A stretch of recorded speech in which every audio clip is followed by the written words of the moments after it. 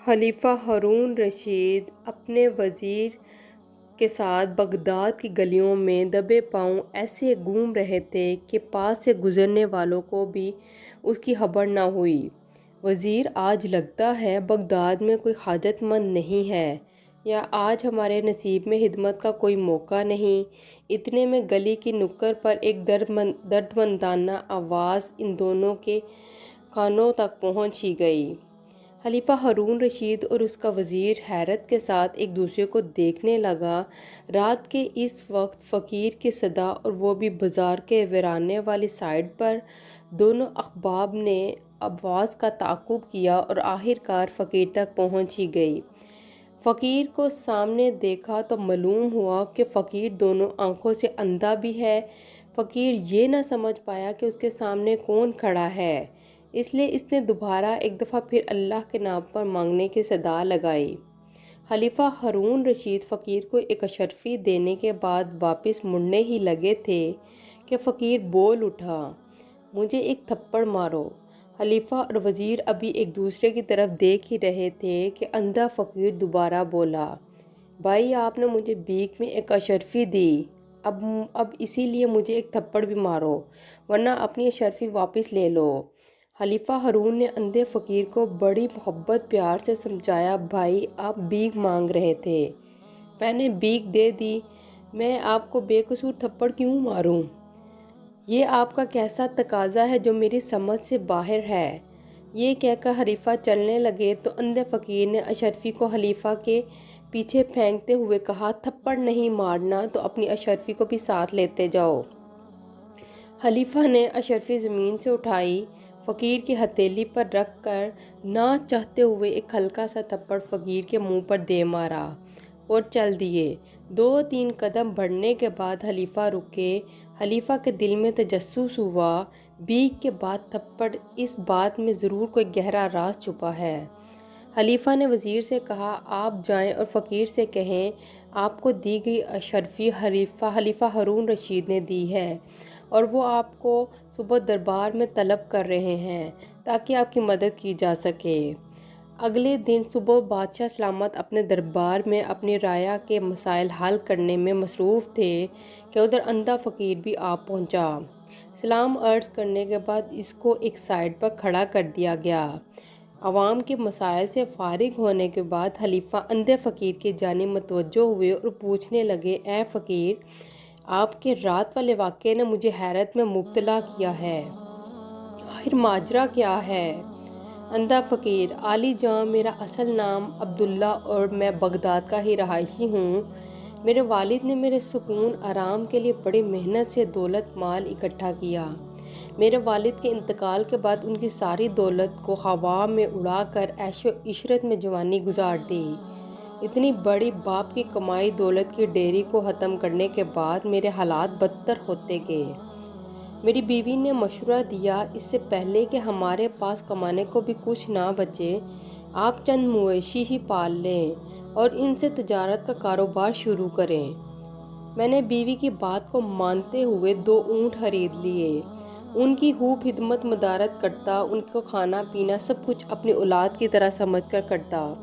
میرے رب نے مجھے اندھیروں سے نکال کر ایک مرتبہ پھر روشنی میں لا کھڑا کر دیا۔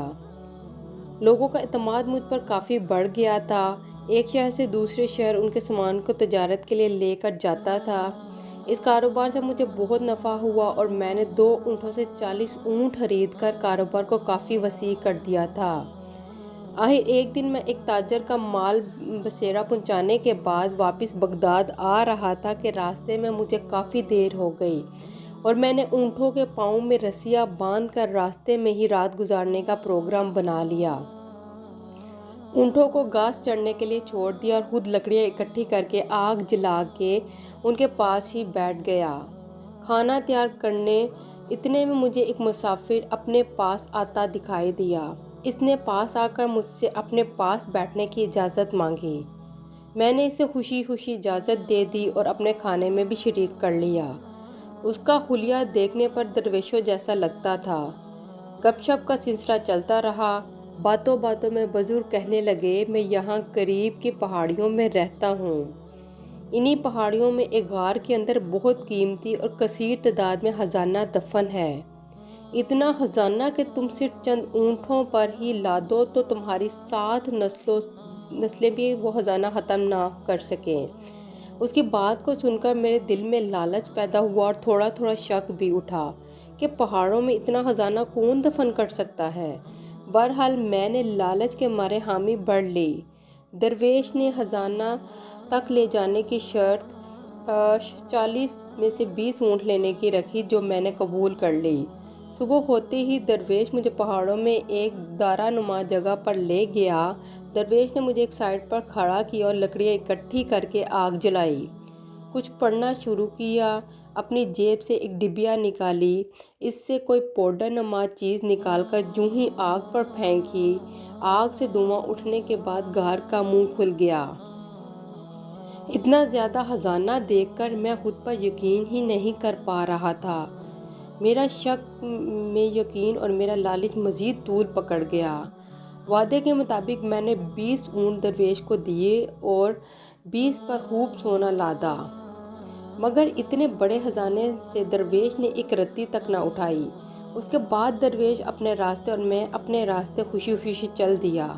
تھوڑا دور آیا تو میرے اندر کے لالچ نے ایک مرتبہ پھر انگڑائی لی۔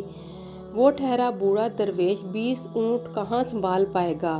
میں نے اپنے قافلے سے گھوڑا نکالا اور درویش کو راستے میں پکڑ لیا۔ نہایت ادب کہ بابا جی، میں نے ان اونٹوں کے ساتھ عمر گزاری ہے، آپ ٹھہرے درویش، ان اونٹوں کو کیسے پالیں گے؟ اس لیے آپ اونٹ مجھے واپس ہی دے دیجئے۔ درویش نے خاموشی سے اونٹ تو میرے حوالے کر دیے، مگر اب میرا لالچ میرے بس سے باہر ہوتا جا رہا تھا۔ میں سوچنے لگا، اس بزرگ کے پاس ایک چاندی کی ڈبیا بچی ہے، کیوں نہ اس سے وہ بھی مانگ لوں۔ بزرگ نے اتنے بڑے خزانے سے کچھ نہیں لیا تو اس ڈبیا کو ساتھ رکھ کر کیا کرے گا؟ میں نے جب درویش سے اپنی عرض کی تو درویش نے ڈبیا دینے سے صاف انکار کر دیا۔ میں نے سوچا، سب سے قیمتی تو یہی ڈبیا ہے جس کو درویش دینے سے انکار کر رہا ہے۔ میں نے اپنا خنجر نکالا اور درویش کے گردن پر رکھ کر اس سے ڈبیا چھین لی۔ درویش سے پوچھنے لگا، اس میں کیا ہے؟ درویش نے جواب دیا، اس کے اندر ایک خاص قسم کا سرما ہے جسے دائنی آنکھ پہ لگانے پر زمین کے نیچے کے خزانے نظر آ جائیں گے۔ میں نے درویش سے اپنی آنکھ میں سرما ڈلوا لیا۔ سرما ڈالنے کی ہی دیر تھی، میری آنکھوں کے سامنے خزانہ ہی خزانہ تھا۔ میں خوشی کے مارے چیخیں مارنے لگا، اب ساری زندگی آرام سے بیٹھ کر کھاؤں گا۔ میری لالچ ابھی بھی نہ تھمی اور میں نے دوسری آنکھ میں بھی سرما ڈلوانے کی ضد پکڑ لی، جو میری بربادی کا سبب بنی اور جس سے میرا سب کچھ چھن گیا اور میں اس نوبت تک آ پہنچا ہوں۔